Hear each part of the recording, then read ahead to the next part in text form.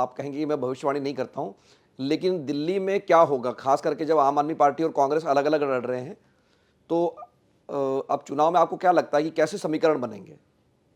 देखिए, बहुत मुश्किल है मिलिंद, दिल्ली का चुनाव किसी को प्रेडिक्ट करना, क्योंकि एक तो जैसे आपने कहा तीनों पार्टियां आमने सामने हैं, बड़ी पार्टियां, छोटा राज्य है, राज्य का दर्जा भी नहीं है, लेकिन मुझे लगता है कि अरविंद केजरीवाल को 2015 और 20 रिपीट करना बहुत मुश्किल है, ये तो साफ है।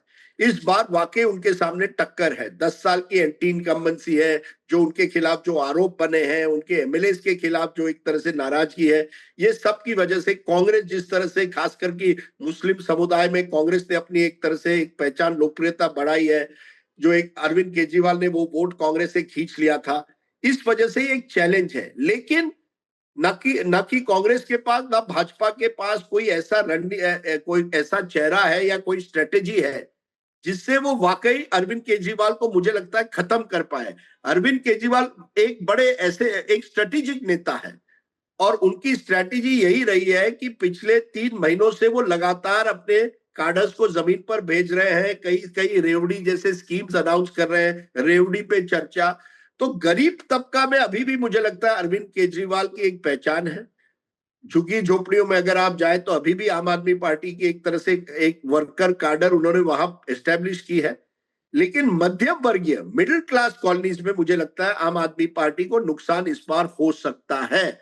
अब जब इतना सब कहने के बाद ये कहना कौन जीतेगा कौन हारेगा उसमें मैं नहीं पढ़ना चाहता। मैं इतना ही कहूंगा, इस बार दिल्ली में मिलित एक टक्कर होगा, जिस तरह से हमने 2013 में देखा था जब त्रिशंकु एक विधानसभा बनी थी। तो या क्या त्रिशंकु बनेगी मैं नहीं कहूंगा, वोटर ज्यादातर आजकल बड़े साफ वर्डिक्ट देते हैं। लेकिन this is Arvind Kejriwal biggest challenge. 2015 और 20 में अरविंद केजरीवाल ने जिस तरह से अपने चैलेंजेस ओवरकम किए थे, उनको कई लोग वो उनको उनकी सफलता का एक प्रतीक है। क्या वो हैट्रिक कर पाएंगे? ये बहुत बड़ा चैलेंज उनके सामने इस बार होने वाला है, क्योंकि बीजेपी खास करके इस चुनाव में अपनी पूरी ताकत लगाने वाली है। नहीं तो फिर भी आप मानते हैं कि एडवांटेज होगा केजरीवाल के पास? तो एडवांटेज तो है ही है फिर भी, क्या नहीं है आपको लगता है? मैं इतना ही कहूंगा, केजरीवाल जैसे नरेंद्र मोदी जी देश में नेता नंबर 1 अभी भी है, दिल्ली में अरविंद केजरीवाल अभी भी नेता नंबर 1 में मानता हूं। अब उसका मतलब ये नहीं है कि उनको कितनी सीटें आएगी उसमें मैं नहीं पढ़ूंगा। लेकिन अगर भाजपा जिस तरह से वो हरियाणा में, अभी मैंने जिस तरह से वो बारीकी से माइक्रो लेवल पर कैंपेन उन्होंने किया था, तो जरूर वो केजरीवाल को टक्कर देगी। बट केजरीवाल जी स्टिल दिल्ली नेता नंबर 1।